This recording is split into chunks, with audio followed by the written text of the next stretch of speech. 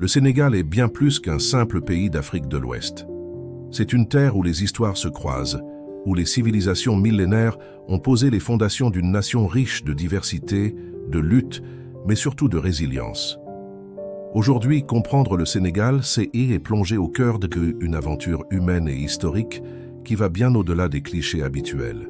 Cette histoire commence bien avant la colonisation, dans les royaumes puissants du Tekrour et du Djolof, où des sociétés organisées tissaient des réseaux commerciaux transsahariens, reliant l'Afrique noire à l'Orient et à l'Europe. C'est l'histoire d'une société qui, à travers l'arrivée de l'islam, a su intégrer une spiritualité nouvelle, tout en préservant ses racines ancestrales.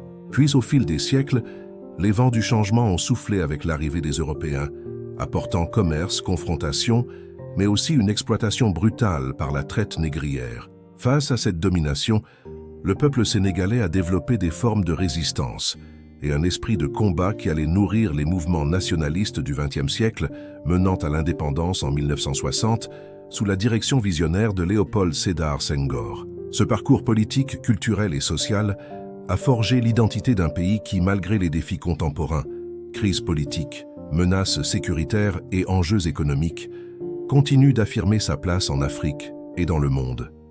Dans cette série, nous allons explorer en profondeur les étapes majeures qui ont construit le Sénégal d'aujourd'hui. Chaque chapitre révèle une facette essentielle de cette résilience nationale, à travers les grands moments de son histoire et les voix de ses acteurs.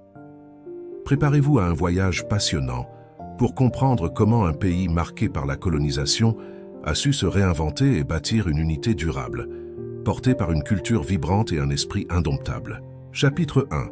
Le royaume du Tekrour et les premières civilisations sénégalaises. Le Sénégal puise ses racines dans une histoire aussi ancienne que riche, bien avant que les premières vagues de colonisation européenne ne viennent bouleverser son destin. Pour comprendre la résilience de cette nation, il faut d'abord remonter aux premiers royaumes et civilisations qui ont marqué cette région d'Afrique de l'Ouest. Le royaume du Tekrour, qui s'est développé entre le 8e et le 13e siècle, est l'une des premières structures étatiques puissantes sur ces terres. Situé autour du fleuve Sénégal, il a joué un rôle fondamental dans la formation une identité politique et économique qui allait influencer durablement la région. Ce royaume s'est illustré par sa maîtrise du commerce transsaharien, reliant les richesses de l'Afrique noire, or ivoire esclave, au marché d'Afrique du Nord et du Moyen-Orient. Ces échanges commerciaux n'étaient pas de simples transactions matérielles, mais des ponts entre cultures, croyances et savoirs. Au-delà du Tekrour, de nombreuses sociétés précoloniales peuplaient ce territoire, chacune avec ses propres structures sociales, ses traditions et ses hiérarchies. Qu'il s'agisse des Wolofs, des Sérères, des Peuls ou des Toucouleurs, ces peuples ont développé des modes de vie adaptés à leur environnement avec une organisation sociale complexe où le respect des ancêtres et la transmission orale des savoirs jouaient un rôle central. Les premières cités-États et royaumes constituaient ainsi des espaces de pouvoir et de culture où se mêlaient agriculture, artisanat et commerce. Ce commerce transsaharien, souvent oublié ou simplifié dans les récits courants, était en réalité un réseau sophistiqué qui alimentait les économies locales tout en diffusant des idées et des innovations. Par exemple, l'usage des langues comme le Pulaar et le Wolof est largement développé à travers ces échanges. L'Afrique de l'Ouest devenait alors un carrefour d'influence qui préparait le terrain aux bouleversements à venir. Chapitre 2. L'islamisation du territoire sénégalais. Quel chemin des tournants majeurs dans l'histoire du Sénégal a été l'introduction et la diffusion progressive de l'islam à partir du XIe siècle. Ce n'est pas seulement une transformation religieuse, mais un véritable changement culturel et social qui s'opère.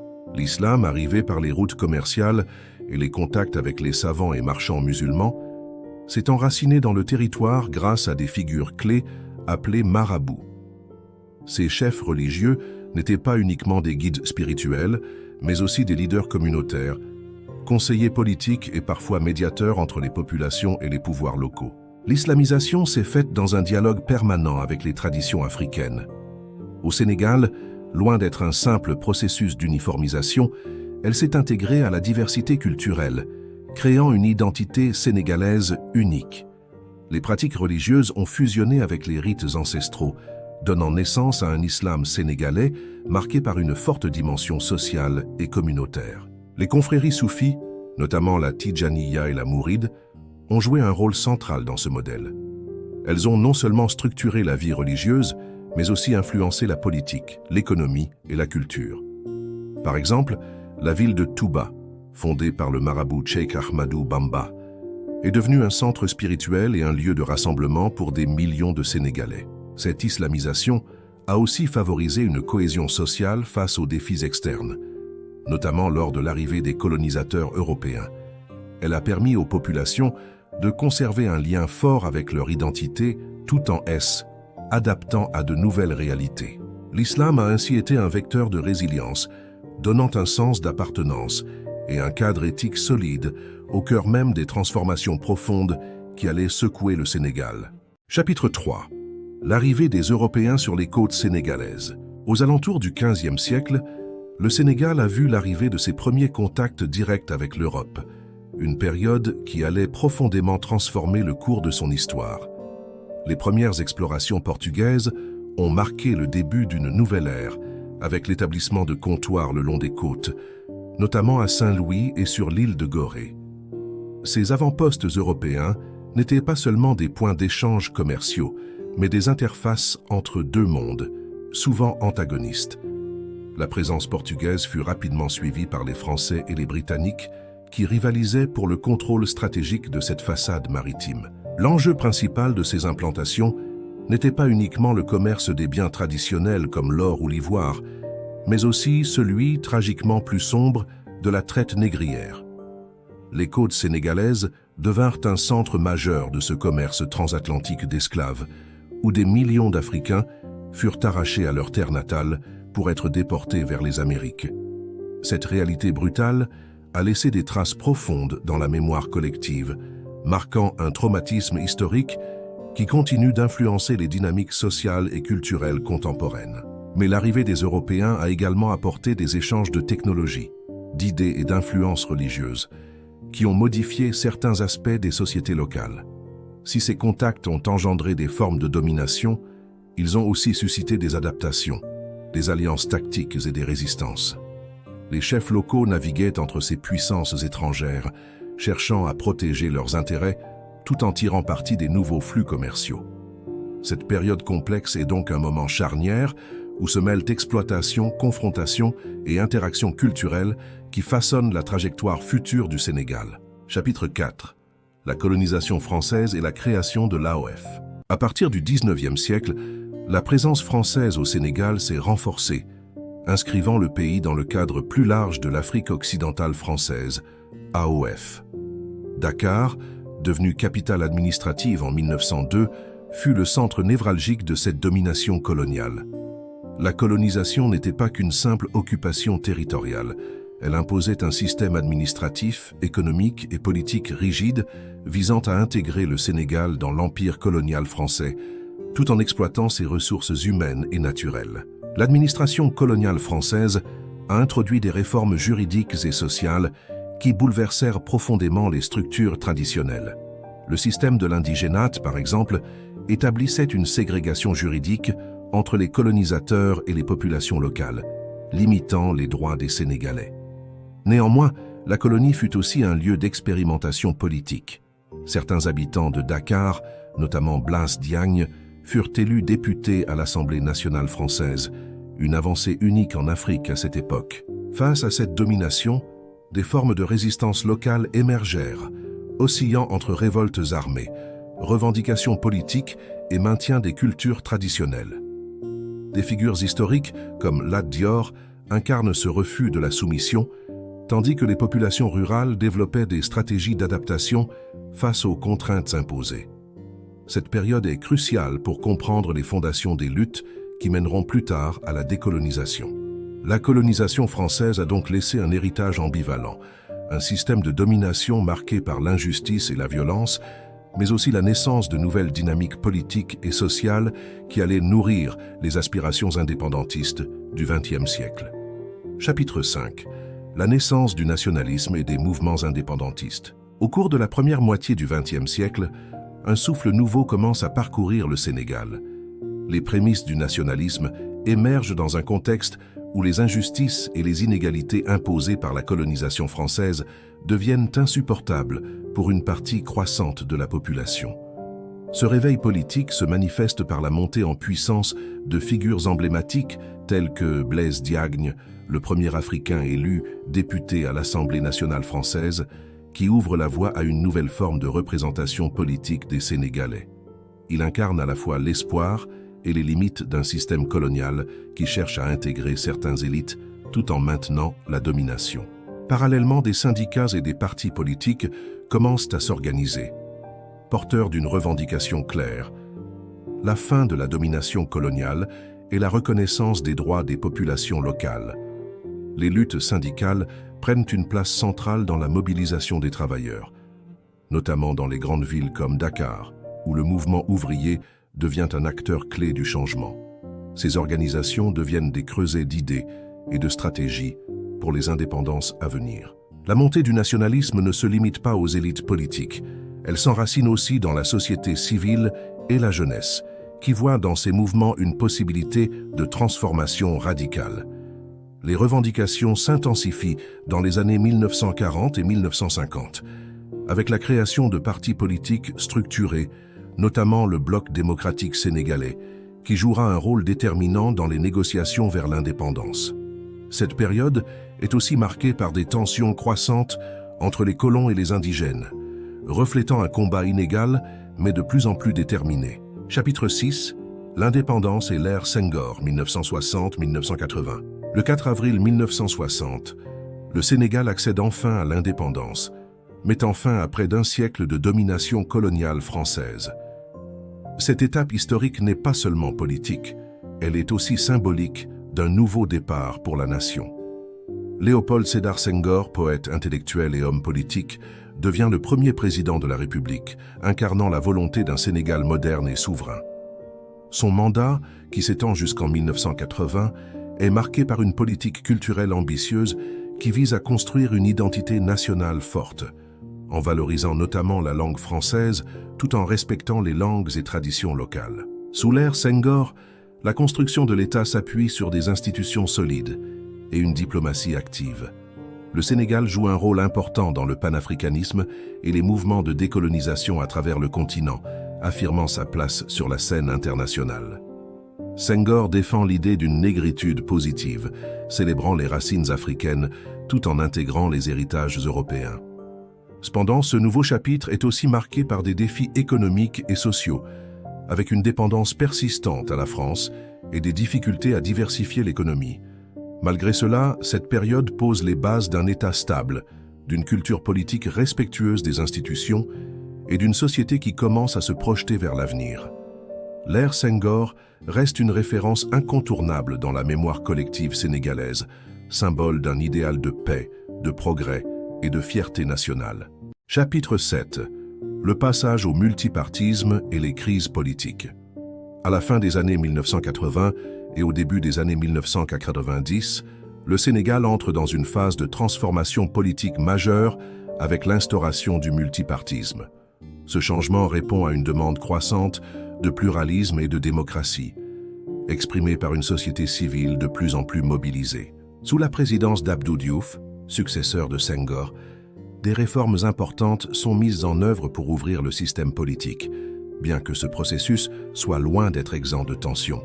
Les premières élections multipartites sont marquées par une compétition politique intense, révélant des fractures sociales et régionales profondes. Ces années sont également marquées par des contestations populaires, souvent motivées par des crises économiques persistantes, le chômage croissant et un sentiment de marginalisation. Les jeunes, en particulier, jouent un rôle essentiel dans ces mouvements, cherchant à faire entendre leur voix face à un État en pleine mutation. Les crises politiques de cette période révèlent les défis du Sénégal à concilier stabilité et ouverture démocratique. Les réformes introduites par Diouf cherchent à moderniser le pays, mais les attentes populaires dépassent souvent les possibilités immédiates du gouvernement. Cette période est ainsi une étape cruciale dans la maturation politique du Sénégal, posant les bases d'une démocratie plus participative, tout en confrontant le pays aux réalités d'une société en évolution rapide. Chapitre 8.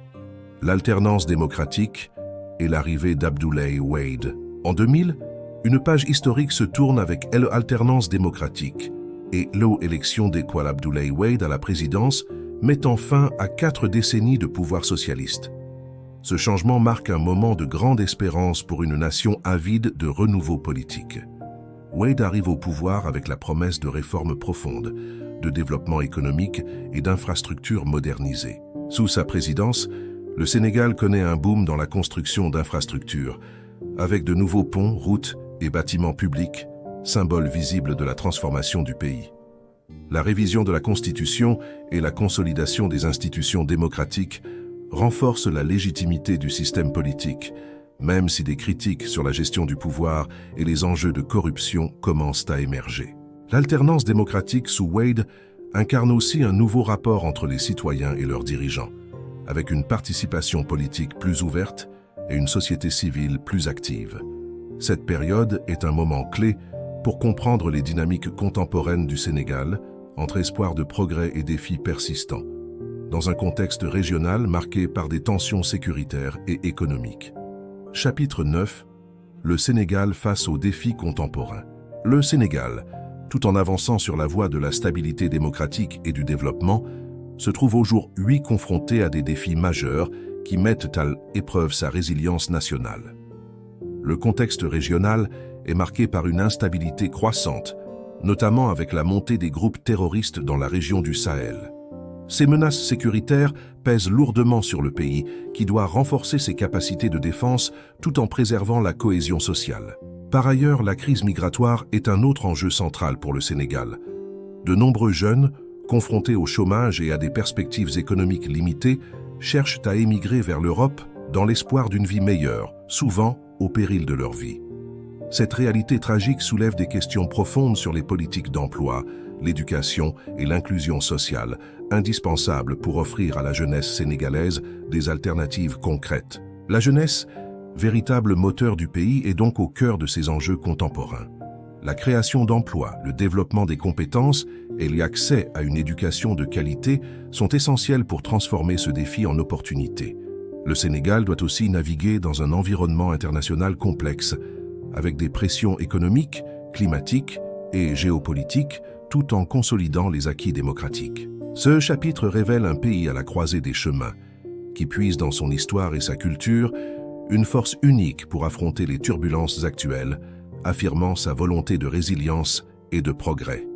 Chapitre 10. La culture sénégalaise comme pilier d'unité nationale. Au cœur de cette résilience se trouve une culture sénégalaise riche, dynamique et profondément unificatrice. La musique portée par des icônes comme Youssou N'Dour ou Baaba Maal est bien plus qu'un simple art. Elle est un vecteur d'identité, un langage universel qui transcende les divisions et rassemble les peuples autour d'une même fierté nationale. Le mbalax, ce genre musical typiquement sénégalais, incarne cette fusion entre tradition et modernité. La langue wolof, parlée par une grande partie de la population, joue un rôle essentiel dans la communication, la transmission des valeurs et la cohésion sociale. Elle est le lien qui unit diverses communautés dans une mosaïque culturelle vibrante. Par ailleurs, le cinéma sénégalais, avec des réalisateurs comme Ousmane Sembène, a permis de porter les récits du pays sur la scène mondiale, donnant voix aux réalités sociales, historiques et politiques du Sénégal. Cette culture foisonnante est aussi une source de fierté panafricaine, affirmant l'importance du Sénégal dans le paysage africain et mondial.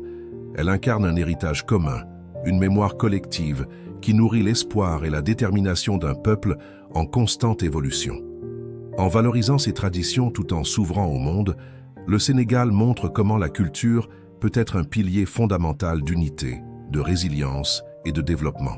Le parcours du Sénégal, de ses royaumes anciens à son rôle actuel sur la scène africaine, est bien plus qu'une simple histoire politique ou sociale. C'est une leçon profonde de résilience, de courage et de capacité à se réinventer face aux défis, qu'ils soient coloniaux, économiques ou contemporains. Chaque étape, des premières civilisations du Tekrour à la culture vibrante des aujourd'hui, révèle un peuple uni par une volonté indéfectible de construire un avenir meilleur. Ce récit nous montre que la force d'une nation ne réside pas seulement dans ses ressources ou sa puissance, mais dans son esprit, dans sa culture et surtout dans sa jeunesse, porteuse d'espoir et d'innovation. Le Sénégal incarne cette dynamique, un exemple vivant pour toute l'Afrique et au-delà, d'un pays qui, malgré les tempêtes, garde le cap avec dignité et ambition. Aujourd'hui, en regardant vers l'avenir, il est essentiel de soutenir les initiatives qui valorisent l'éducation, l'emploi des jeunes, la culture et la paix sociale. C'est un appel à chacun, à tous ceux qui croient en un Sénégal fort et uni, de participer activement à cette belle histoire. Si ce voyage à travers l'histoire et la résilience du Sénégal vous a touché, n'hésitez pas à aimer cette vidéo, à vous abonner pour découvrir plus d'histoires puissantes comme celle-ci et surtout à partager votre avis dans les commentaires. Votre voix est précieuse pour faire vivre cette communauté autour de la connaissance et du respect. Ensemble, continuons à apprendre, à grandir et à bâtir un avenir à la hauteur de ce grand pays qu'est le Sénégal.